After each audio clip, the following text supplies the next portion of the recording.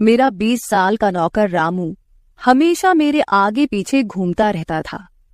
मैंने उसे छोटा समझा था, लेकिन एक दिन उसने मुझसे कहा, मालकिन, मुझे छोटा समझने की गलती मत कीजिए। उस रात जब मैंने उसे देखा तो मैं आश्चर्यचकित हो गई थी, क्योंकि उस रात रामू ने 20 साल के लड़के की तरह नहीं, बल्कि 30 साल के आदमी की तरह मेरा। हेलो दोस्तों, आज की इस अनोखी कहानी में आप सभी का स्वागत है। जब से रामू मेरे पास सोने लगा था, तब से मेरे शरीर में बदलाव आने लगे थे। मुझे लगा था कि रामू छोटा है और उसे कुछ समझ नहीं आता होगा, लेकिन धीरे धीरे उसके असली रंग मुझे दिखने लगे। मैंने कभी सोचा भी नहीं था कि 20 साल का लड़का मेरी तरह की 40 साल की महिला को इतना सुख दे सकता है। रामू 20 साल का था। उसे मैं गांव से अपने घर काम के लिए लाई थी। मेरे घर में सिर्फ मैं और मेरा 1 साल का बेटा था। जब मैं काम पर जाती थी तो रामू मेरे बच्चे की देखभाल करता और वह मेरे घर में ही रहता था। मैं बिना शादी के मां बन गई थी। मेरे प्रेमी ने शादी का झांसा देकर मुझसे प्रेम का खेल खेला। जब मैं गर्भवती हो गई तो मैं उसके घर गई और वहां मैंने देखा कि उसकी शादी हो रही थी। उसने मुझसे प्रेम का नाटक किया और किसी और लड़की से शादी कर ली थी। मेरे पेट में पल रहे बच्चे को मारने का मेरा मन नहीं हुआ, और जब मैंने गर्भपात कराने का सोचा, तब तक समय निकल चुका था। मैं 5 महीने की गर्भवती हो चुकी थी। मेरे माता पिता ने मुझे और मेरे बच्चे को स्वीकारने से इनकार कर दिया। तब मैं अकेली रहने लगी। कई महीने पहले मैं अपने गांव गई थी, अपने दादा के 100वें जन्मदिन के लिए। मेरे दादा ने मुझे जन्मदिन का निमंत्रण भेजा था और इसलिए मैं गांव गई थी। मेरे बेटे को वहां सिर्फ मेरे दादा ने ही प्यार से गोद में लिया था। आरव उनके पास खेल रहा था। तभी ऑफिस से मेरा फोन आया और मैं कुछ देर के लिए फोन पर बात करने के लिए बाहर चली गई। जब मैं वापस आई तो मेरा आरव दादा के पास नहीं, बल्कि घर के एक नौकर के पास था। मैंने देखा कि आरव उस नौकर के पास अच्छे से खेल रहा था। मैंने अपने बच्चे को उस नौकर से लिया और वहां से जाने लगी। तभी उस नौकर ने मुझे रोका। वह कहने लगा, मालकिन, मुझे थोड़ी मदद चाहिए। मुझे पैसे की नहीं बल्कि काम की जरूरत है। उसने अपना परिचय दिया और कहा, मैं रामू हूं। मैं इस घर में गाय भैंस के गौशाले की सफाई का काम करता था, लेकिन अब बड़े साहब गाय भैंस बेचने की बात कर रहे हैं। अगर आपके पास कोई काम हो तो दीजिए। मुझे काम की बहुत जरूरत है। मेरे माता पिता भी मजदूरी करते हैं। मुझे काम की बहुत जरूरत है। तब मैंने कहा, मेरे बच्चे की देखभाल का काम है, लेकिन इसके लिए तुम्हें शहर चलना होगा। इस काम के लिए मैं तुम्हें 5,000 रुपये महीना दूंगी। रामू मेरे साथ शहर आने के लिए तैयार हो गया। आरव उसके साथ अच्छे से रहता था और यह देखकर मैंने रामू को अपने घर लाने का फैसला किया। रामू तब से मेरे घर में ही रहने लगा। उसने कहा कि हर 4 महीने बाद जब थोड़े पैसे जमा हो जाएंगे, तब वह अपने गांव जाएगा। रामू दिन भर मेरे बच्चे की अच्छे से देखभाल करता और घर के कामों में भी मेरी मदद करता। रामू को घर आए 1 महीना हो चुका था और इस 1 महीने में उसने मेरा दिल जीत लिया था। उसकी देखभाल से मेरे बेटे की सेहत भी सुधर गई थी। जो आरव मुझे परेशान करता था, अब वह रामू के हाथों से अच्छे से खाना खाता था। मैंने रामू को एक अलग कमरा दिया था। एक दिन रात में आरव बहुत रोने लगा। किसी भी तरह से वह शांत नहीं हो रहा था। बच्चे के रोने की आवाज सुनकर रामू मेरे कमरे में आया और उसने आरव को मुझसे ले लिया। रामू के पास जाते ही आरव शांत हो गया था। रात बहुत हो चुकी थी। आरव रामू को छोड़ नहीं रहा था, तो मैंने रामू को अपने कमरे में ही सोने के लिए कह दिया। सुबह जब मैं उठी तो आरव रामू से लिपटकर सो रहा था। उस रात के बाद से रामू आरव के लिए मेरे कमरे में सोने लगा। रामू के आने के बाद सब कुछ अच्छे से चल रहा था। रामू के काम से खुश होकर छुट्टी के दिन मैं उसे मॉल लेकर गई। वहां मैंने उसके लिए अच्छे कपड़े खरीदे और सैलून में जाकर उसकी नई हेयर स्टाइल बनवाई। रामू देखने में अच्छा था, लेकिन वह एकदम साधारण तरीके से रहता था। उस दिन मैंने उसका पूरा लुक ही बदल दिया था। उसे नए अंदाज में देखकर मैं भी उस पर विश्वास नहीं कर पा रही थी।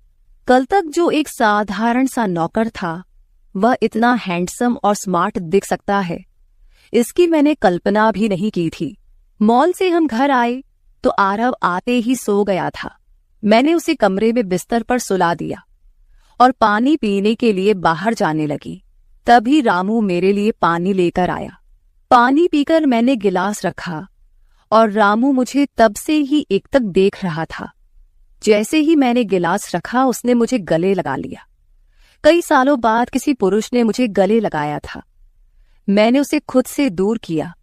तब रामू ने कहा, मालकिन, आपकी वजह से आज पहली बार मैंने खुद से प्यार करना सीखा है। जिंदगी बहुत खूबसूरत है, बस इसे जीना आना चाहिए। आज आपने मेरा कायाकल्प करवा कर मुझ पर बहुत बड़ा उपकार किया है। मैं सच में बहुत अच्छा दिख रहा हूँ। रामू के चेहरे पर खुशी देखकर मैं भी खुश थी। अगले दिन से वह बहुत स्वच्छ और सलीके से रहने लगा था। वह 20 साल का था, लेकिन गांव का लड़का होने के कारण उसकी कद काठी अच्छी थी। वह घर में भी रोजाना कसरत करता था। उसकी लंबाई भी ठीक ठाक थी।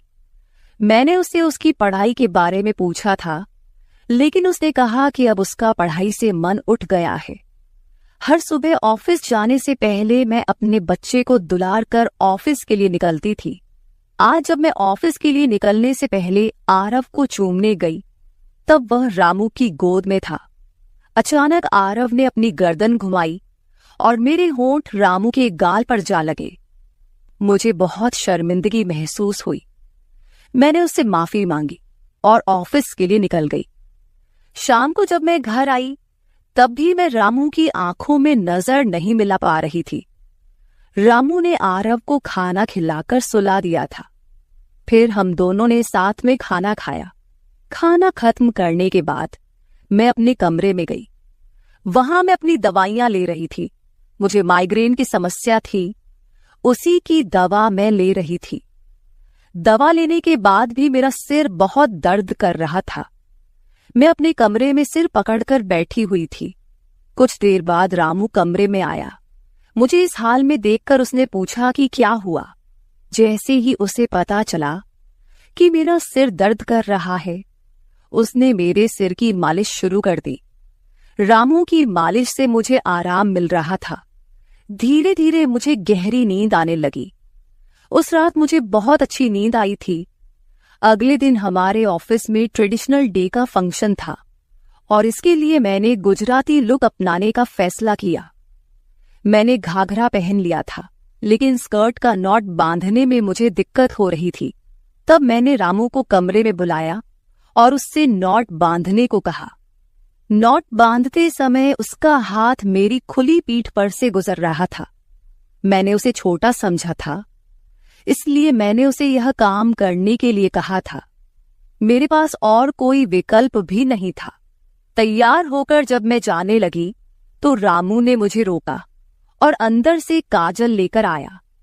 उसने मेरे कान के पीछे काजल लगाया और कहा, मालकिन, अब आपको किसी की नजर नहीं लगेगी। आप बहुत सुंदर लग रही हैं। उसकी बात सुनकर मैं हंसी और चलने लगी। उस दिन शाम को जब मैं घर आई तो मेरे साथ मेरी एक सहेली और उसका प्रेमी भी आया। रामू ने आज बहुत अच्छा खाना बनाया था। मेरी सहेली प्रिया 4-5 दिन मेरे घर रुकने वाली थी। अगले 3 दिन उसका प्रेमी भी मेरे घर पर था। अगले दिन रात को रामू ने खाना बनाया और प्रिया और उसके प्रेमी को खाने के लिए बुलाया, लेकिन वे दोनों कमरे में ही ड्रिंक कर रहे थे। प्रिया तो बहुत ज्यादा पी चुकी थी। वह खाना खाए बिना ही सो गई। उसका प्रेमी रोहन हमारे साथ खाना खाने बैठा। उसने कहा, प्राची, तुम प्रिया से भी ज्यादा सुंदर हो। रोहन के बोलते ही रामू उसे गुस्से से देख रहा था। खाना खत्म करने के बाद रोहन अपने कमरे में चला गया। उसके जाते ही रामू मुझसे कहने लगा, मालकिन, आपके ये कैसे दोस्त हैं? मुझे उस आदमी की बात बिल्कुल भी अच्छी नहीं लगी। तब मैंने रामू से कहा, मैं तुझे घर के सदस्य की तरह मानती हूँ। इसका यह मतलब नहीं कि तू मेरे मेहमानों से कुछ भी कहे। तेरा काम है आए हुए मेहमानों की सेवा करना, इसलिए तू सिर्फ वही कर। बाकी मुझे कुछ सिखाने की जरूरत नहीं। रामू को डांट कर मैं अपने कमरे में चली गई। मैंने उसे डांट दिया था, फिर भी वह मेरे लिए पानी लेकर आया। तब मैंने अपनी दवा ली और पानी पीकर सो गई। आज रामू मेरे कमरे में सोने नहीं आया था, ऐसा मुझे लगा। लेकिन सुबह जब मेरी आंख खुली तो मैंने उसे अपने बगल में पाया। सुबह मेरी आंख खुली तो मेरे सामने प्रिया थी। वह बहुत गुस्से में लग रही थी। रामू को मेरे सामने लाया गया। उसके हाथ में प्रिया की ओढ़नी बंधी हुई थी। प्रिया ने कहा, तुम्हारे इस देहाती नौकर ने मेरे प्रेमी का हाथ तोड़ दिया है। रामू बस सिर हिलाता रहा और बोला, मालकिन, मैंने कुछ भी नहीं किया। रात को रोहन साहब नशे में थे, तभी उनका संतुलन बिगड़ गया होगा और वे गिर गए होंगे। रामू भला रोहन साहब पर हाथ क्यों उठाएगा? प्रिया अब भी नशे में लग रही थी, ऐसा मुझे लगा। रामू ने मेरे लिए उन दोनों से माफी मांगी। प्रिया और रोहन तभी वहां से चले गए। रामू मुझसे भी माफी मांगने लगा। मुझे पता था कि उसने कुछ नहीं किया था। आज मैंने छुट्टी ली थी क्योंकि कई दिनों से मैं बहुत व्यस्त थी। आज सोचा कि खुद के लिए थोड़ा समय निकालूं। नाश्ता करने के बाद मैं फिर से 1 घंटे के लिए सो गई। आरव भी मेरे साथ सो गया था। उठने के बाद मुझे 1 कप चाय की जरूरत महसूस हुई। मैं रामू को चाय बनाने के लिए पुकार रही थी, लेकिन उसकी तरफ से कोई जवाब नहीं आ रहा था। उसे ढूंढते ढूंढते मैं उसके कमरे में गई। वहां जाकर देखा कि रामू अभी अभी नहाकर बाथरूम से बाहर आया था। उसने शर्ट नहीं पहनी थी। मैंने पहली बार उसे इस तरह देखा। रामू का शरीर बेहद मजबूत था। उसका शरीर किसी योद्धा की तरह दिख रहा था। मैं उसे टकटकी लगाकर देख रही थी। मुझे उस वक्त कोई होश नहीं था। कई सालों बाद मैं किसी जवान पुरुष को इस तरह बिना कपड़ों के देख रही थी। मैं उसे टकटकी लगाए देख रही थी। तभी रामू ने मुझे आवाज दी। वह मेरे सामने शर्ट पहनकर खड़ा था, फिर भी मैं अपनी सुध-बुध खोए उसे देख रही थी। उसने मेरी आंखों के सामने चुटकी बजाई। तब मैं होश में आई और उससे कहा कि मेरे लिए चाय बना दे। आज घर में ही थोड़ा खुद का स्किन केयर करने का सोचा, इसलिए दोपहर के समय मैं अपने कमरे में अपना पार्लर चलाने लगी। उस समय मैंने शॉर्ट्स और गाउन पहन रखा था और मैं अपने पैरों का वैक्सिंग कर रही थी। वैक्सिंग करते समय गलती से मैंने थोड़ा ज्यादा गर्म वैक्स अपने पैर पर लगा लिया, जिससे जलन हुई और मेरे मुंह से तेज आवाज निकल गई। मेरी आवाज सुनकर रामू दौड़ता हुआ मेरे कमरे में आया। उसने मेरे जले हुए पैर को देखा। उसने मेरे पैर से गर्म वैक्स हटाया और वहां क्रीम लगा दी। उसके हाथ बार बार मेरे पैर पर अनजाने में फिर रहे थे और उस वक्त मेरे मन में जो भावनाएं उत्पन्न हो रही थीं, उन्हें व्यक्त करना मेरे लिए मुश्किल हो रहा था। रामू की नजर मुझ पर पड़ते ही मैं दर्द से कराह उठी। मुझे इस हालत में देखकर उसने कहा, बाई साहब, अब आप बस आराम से लेट जाइए। आपको जो भी करना है मुझे बताइए, मैं आपकी मदद कर दूंगा। मैंने उसे मेरे दूसरे पैर का वैक्सिंग करने को कहा। रामू ने जैसा मैंने बताया वैसा ही किया। उसने मेरे चेहरे की मसाज भी कर दी। उसके स्पर्श से मुझे बहुत आराम मिला। आज का छुट्टी का दिन मेरे लिए आरामदायक बीता। रामू में हर गुण भरा हुआ था। वह किसी भी काम में पीछे नहीं था। आज रात मैंने उसे मेरे कमरे में सोने के लिए मना कर दिया। दिन भर मैं घर में नहीं होती, कम से कम रात को तो मुझे मेरे बच्चे के साथ अकेले समय बिताना चाहिए। हर बार रामू का आना मुझे पसंद नहीं था, इसलिए मैंने उसे कमरे में सोने के लिए मना कर दिया। इस तरह दिन बीतने लगे। कुछ दिनों तक रामू के बिना आरव रात को सो नहीं पाता था, लेकिन धीरे धीरे उसने रोना बंद कर दिया। मुझे अपने अंदर कुछ बदलाव महसूस होने लगे थे। सुबह उठते ही मेरा शरीर बहुत दुखने लगता था। अचानक ये सब क्यों हो रहा है, समझ नहीं आ रहा था। कुछ दिनों में मेरी शारीरिक पीड़ा इतनी बढ़ गई कि मुझे बिस्तर से उठने की भी इच्छा नहीं होती थी। तब मैंने ऑफिस से 1 हफ्ते की छुट्टी ले ली।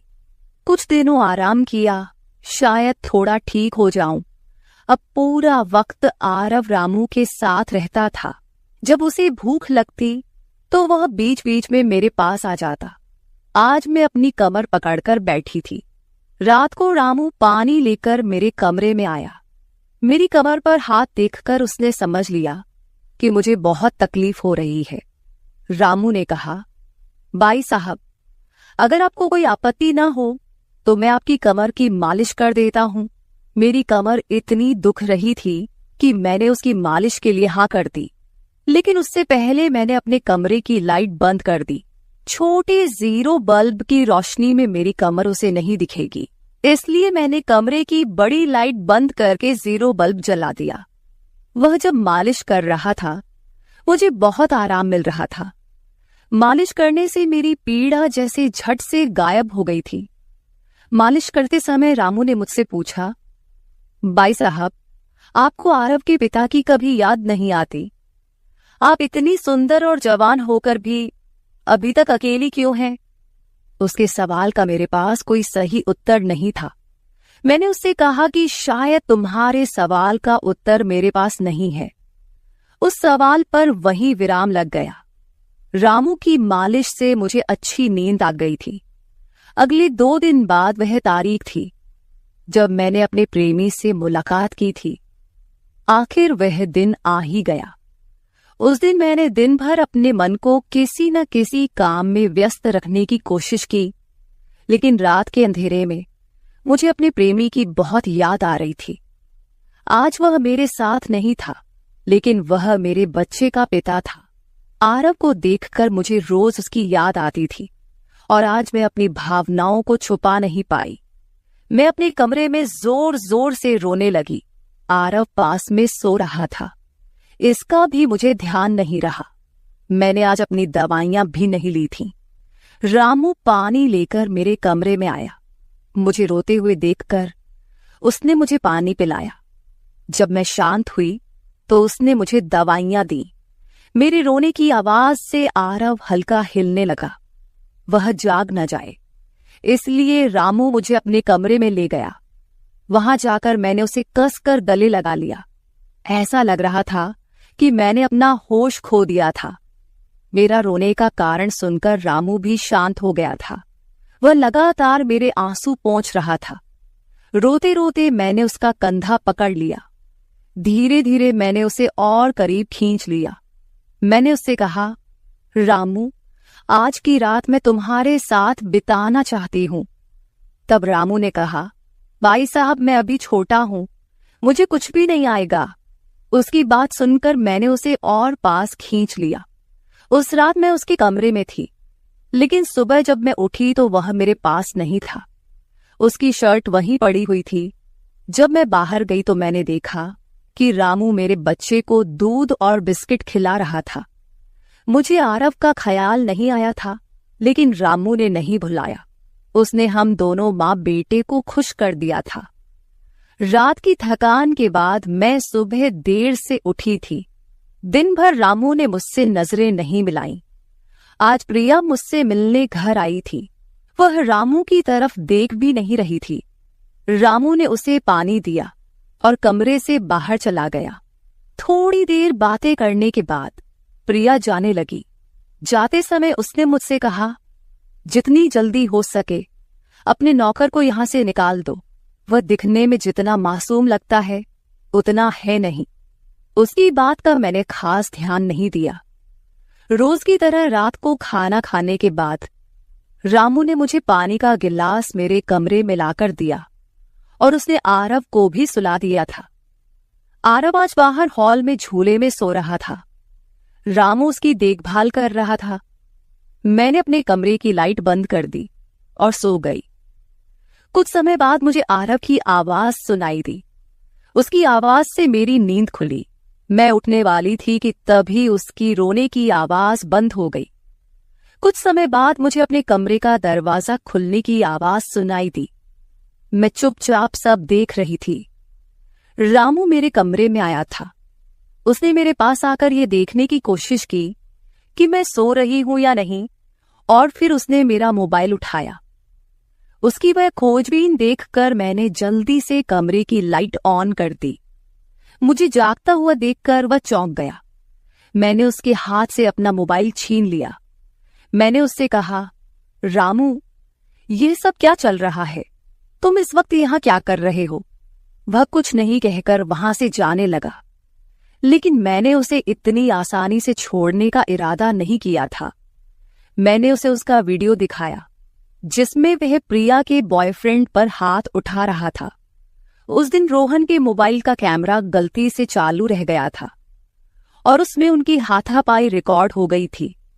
सुबह जब प्रिया मुझसे मिलने आई थी तब उसने मुझे वह वीडियो दिखाया था और तब से मैं रामू पर नजर रख रही थी। रामू, तुमने झूठ क्यों बोला? तुमने रोहन पर हाथ क्यों उठाया?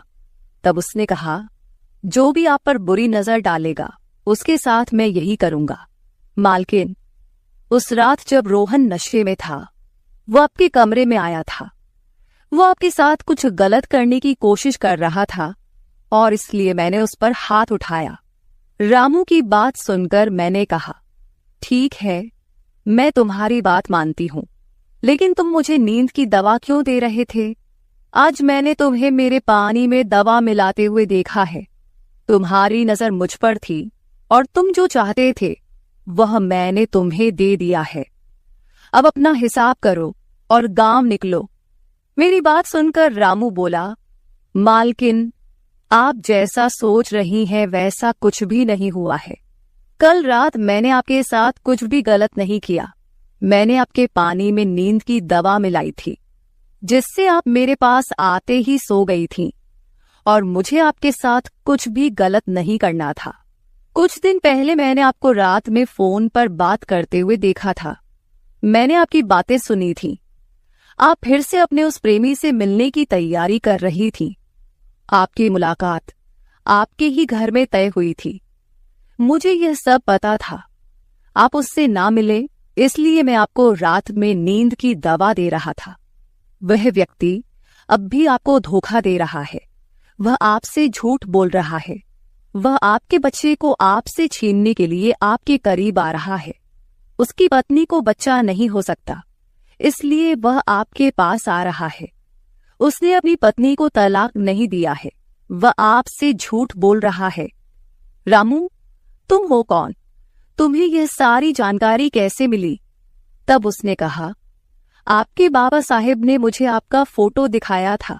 मुझे आप पहली नजर में ही अच्छी लगी थी, लेकिन बाबा साहेब ने यह भी कहा था कि आप शादी के खिलाफ हैं। तब मैंने उनके साथ मिलकर यह प्लान बनाया। आपके दिल में अपनी जगह बनाने के लिए मैं यहां आया था, लेकिन यहां आने के बाद मैंने देखा कि बहुत से लोग आप पर बुरी नजर रखते हैं, इसलिए मैंने आपकी सुरक्षा करनी शुरू कर दी। रामू 20 साल का नहीं था। मेरा पहला शक सही निकला। वह 30 साल का था और एक अच्छी नौकरी पर था। उसने मेरे प्यार के लिए इतनी मेहनत की थी। रामू ने मेरे प्रेमी के बारे में जो भी कहा था वह सब सच था। रामू ने मेरे प्रेमी की सारी जानकारी सही निकाली थी। रामू जैसा ईमानदार पति और मेरे बच्चे का पिता मिलना मेरे लिए बहुत बड़ी बात थी। मैं अपने प्रेमी के धोखे के जाल में फंसने से बच गई थी। आज मैं विक्रांत उर्फ रामू के साथ बहुत खुश हूं। वह मुझसे और मेरे बच्चे से बहुत प्यार करता है। मेरे बाबा साहिब की वजह से आज मेरा परिवार शुरू हुआ। मुझे रामू जैसा पति मिला, ये मेरा सौभाग्य था। दोस्तों, जो आपसे सच्चा प्यार करता है वह किसी भी कठिनाई में आपका साथ नहीं छोड़ता। रिश्ते निभाने वाले को किसी वजह की जरूरत नहीं होती और रिश्ते तोड़ने वालों के लिए एक बहाना भी काफी होता है। तो दोस्तों, ये थी हमारी आज की छोटी सी कहानी। आपको ये कहानी कैसी लगी कमेंट करके जरूर बताएं। अगर आप ऐसी ही और भी इंटरेस्टिंग कहानियां सुनना चाहते हो तो चैनल को सब्सक्राइब जरूर कर ले और बेल नोटिफिकेशन ऑन कर ले ताकि आपको मेरी आने वाली हर वीडियो समय से मिल सके। कल मिलेंगे एक और वीडियो के साथ। धन्यवाद। नौकर जोर लगा लगाकर मेरा मसाज करता। मैं उसको पैसे पकड़ाती तो कहता, रहने दो मालकिन, वसूली रात को करूंगा। मैं कुछ समझ नहीं पाती। जैसे जैसे वह मसाज करता मुझ पर खुमारी बढ़ती ही जाती और मैं सुकून से गहरी नींद सो जाती। लेकिन एक रात मुझे नींद नहीं आई। मेरे तो होश उड़ गए जब उस रात मसाज करते करते उसने, मेरा नाम दामिनी है, मैं बहुत खूबसूरत थी, इसीलिए शादी से पहले हर दिन मेरे लिए रिश्ता आता था। मैं अपने माँ बाप की इकलौती बेटी थी, इसलिए मेरा बाप चाहता था कि मैं डॉक्टर बनकर उसका नाम रोशन करूं। मगर जब मेरे लिए इतने अच्छे रिश्ते आते थे तो मेरी माँ मुझे कहती कि तुम अपनी पढ़ाई छोड़ दो ताकि मैं तुम्हारी शादी कर दूं। मगर मैं अपनी माँ से कहती थी कि मुझे तो डॉक्टर बनना है। मगर ये सुनकर मेरी माँ को गुस्सा आ जाता था और वह कहती थी कि तुम अभी शादी कर लो, ये डॉक्टर की पढ़ाई बाद में कर लेना।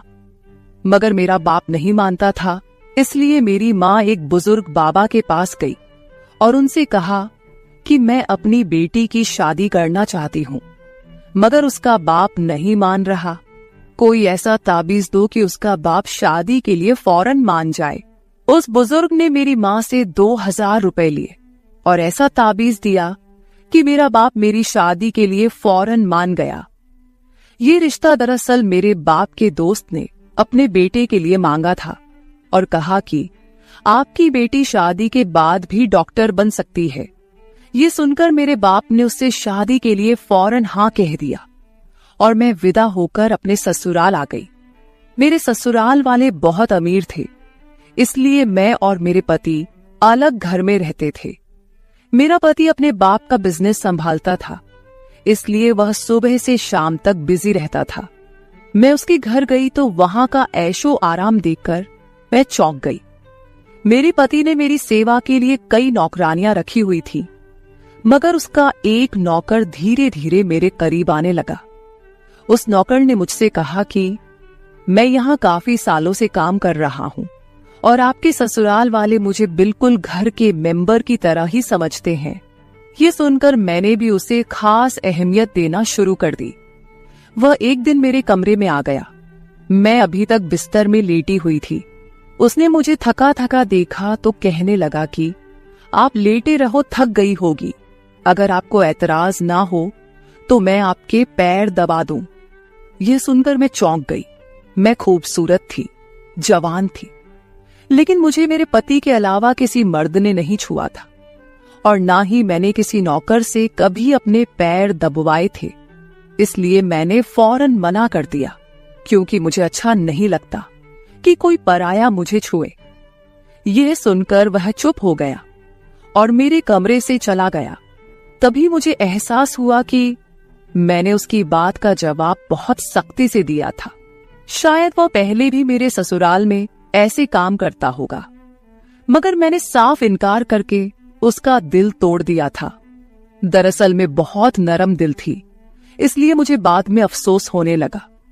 मैं उसके बारे में सोचने लगी कि यह नौकर तो काफी जवान और खूबसूरत है, मुझे इससे पैर नहीं दबवाना चाहिए था। शायद मेरे पति को यह बात अच्छी न लगे। अगले दिन भी ऐसा हुआ। नौकर ने यही बात मुझे दोबारा कहा। मैं उस दिन बहुत थकी हुई थी, इसलिए मैंने अपने पैर बिस्तर से नीचे कर लिए और उससे कहा कि तुम मेरे पैर दबा दो। ये सुनकर वह खुश हो गया और उसने मेरे पैर दबाने शुरू कर दिए। वह इतने धीरे धीरे पैर दबा रहा था कि मुझे फिर से नींद आने लगी। ये देखकर वह नौकर कहने लगा, मालकिन, आपको नींद आ रही है, आप बिस्तर पर लेट जाओ, मैं आपके पैर दबाता रहूंगा। मैं जैसे मदहोशी में थी, इसलिए फौरन बिस्तर पर लेट गई। वह नौकर बिस्तर पर आ गया और मेरे पैर दबाने लगा। उसके बाद मुझे होश नहीं रहा और मैं सो गई। मुझे नहीं पता था कि मैं कितने घंटे सोती रही। मेरी आंख खुली तो मैंने देखा कि वह नौकर अभी तक मेरे पैर दबा रहा था। ये देखकर मुझे उस पर तरस आ गया और मैंने हाथ बढ़ाकर अपना पर्स खोली और कुछ नोट निकाले और उस नौकर के हाथ में रख दिए। ये देखकर वह शर्माने लगा। मालकिन, आप मुझे पैसे देकर शर्मिंदा कर रही है। मेरी सैलरी अच्छी है, मुझे इन पैसों की जरूरत नहीं है। ये सुनकर मैंने उससे कहा कि यह पैसे तुम्हारी मेहनत के हैं। ये सुनकर उस नौकर ने मुझसे वह पैसे लिए और मेरे कमरे से निकल गया।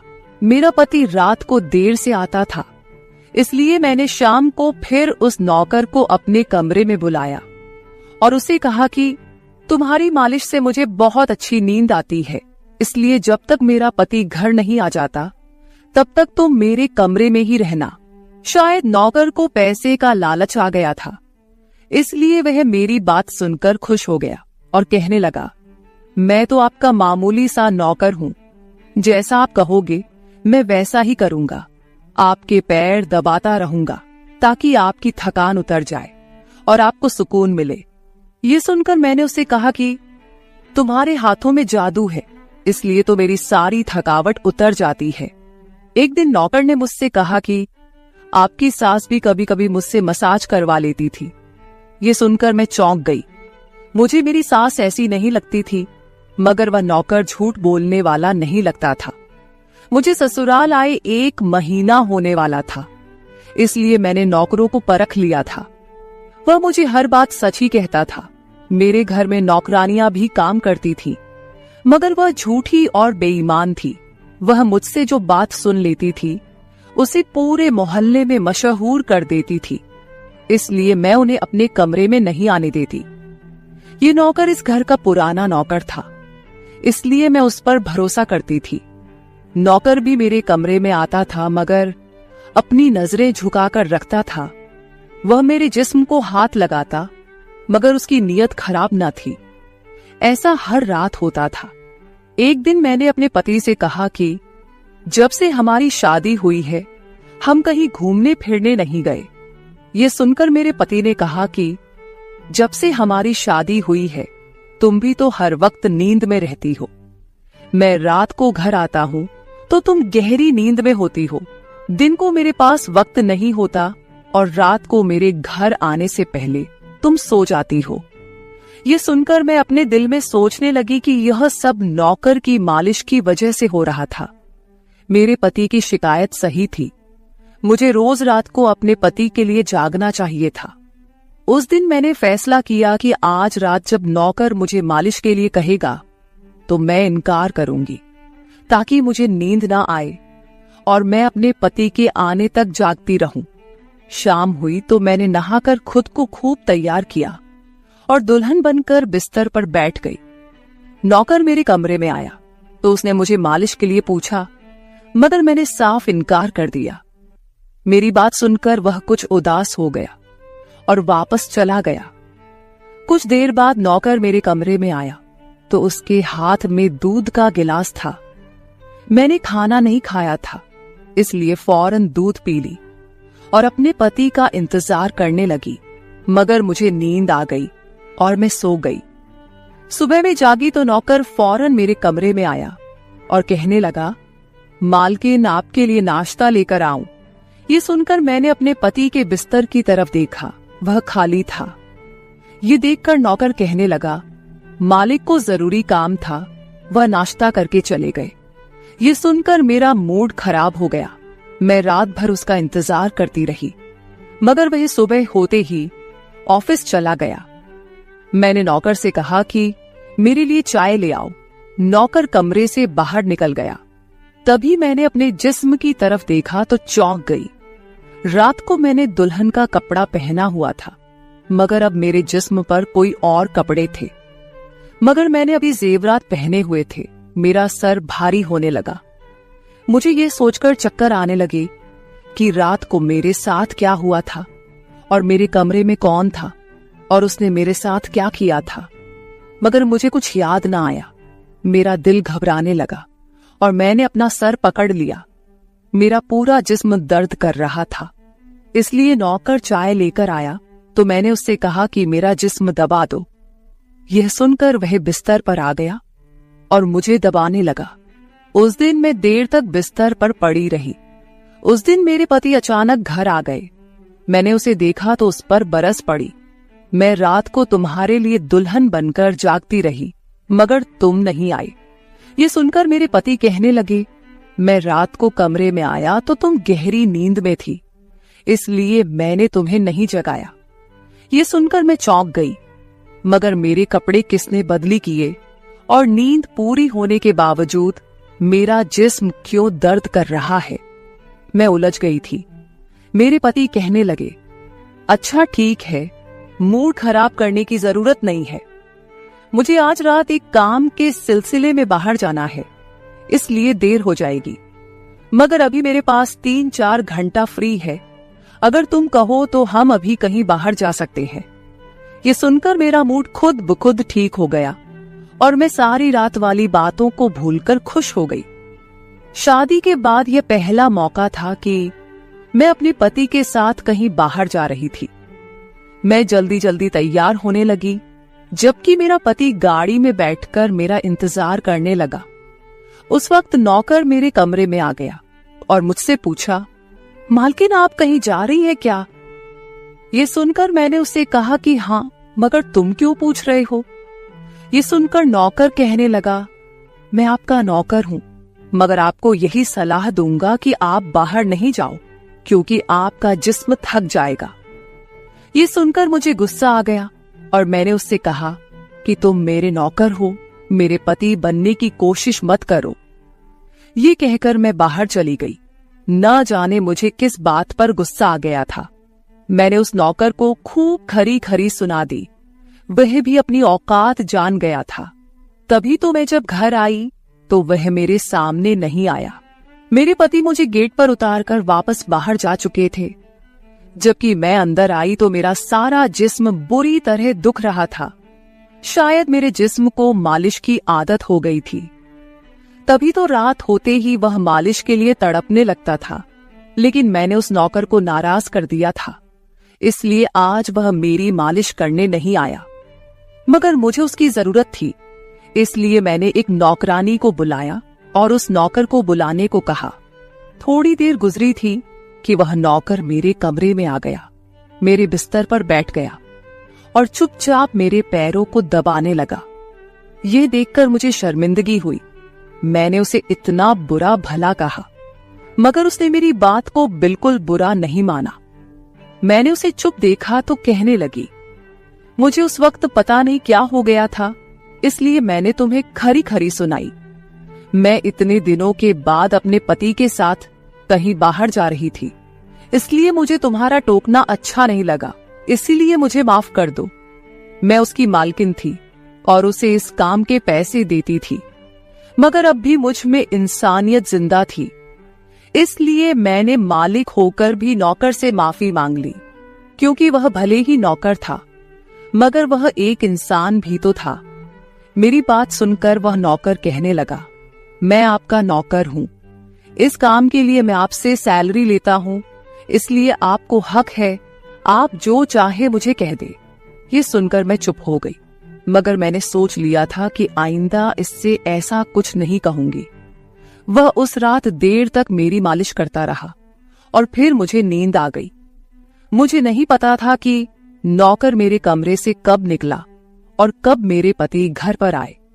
मैं सुबह उठी तो मेरा पति बाथरूम में था और बाहर जाने के लिए तैयार हो रहा था।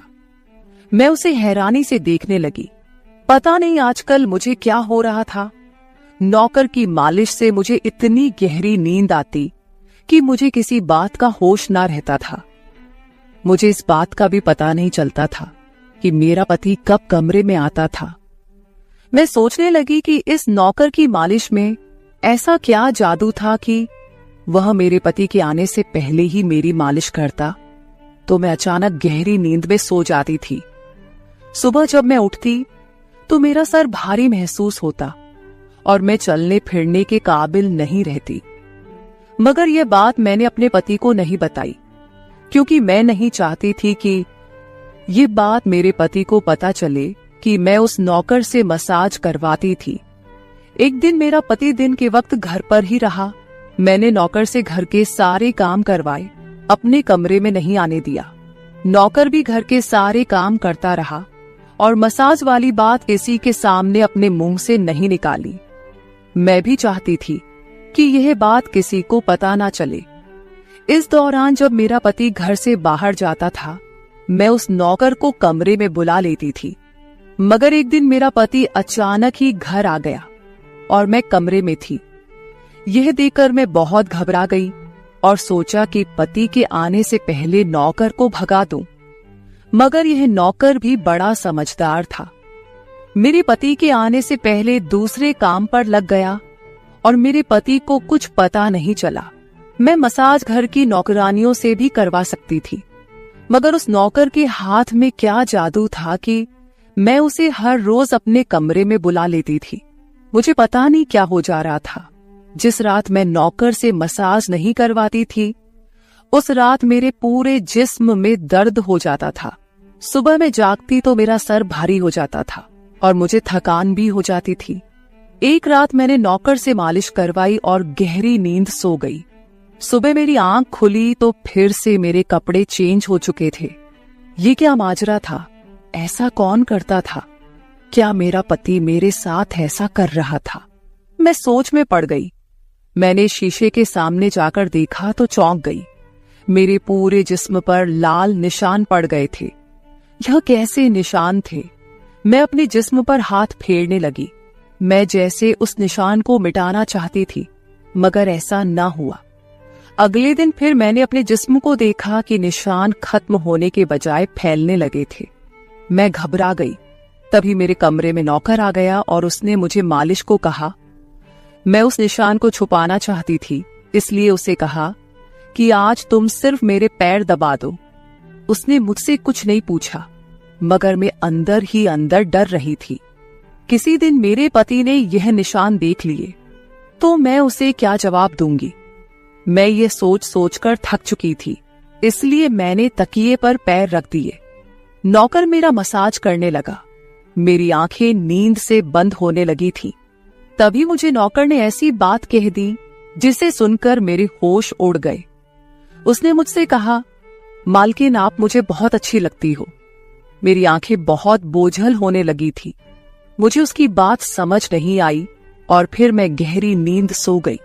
सुबह मेरी आंख खुली तो मेरा पति भी बिस्तर में लेटा हुआ था।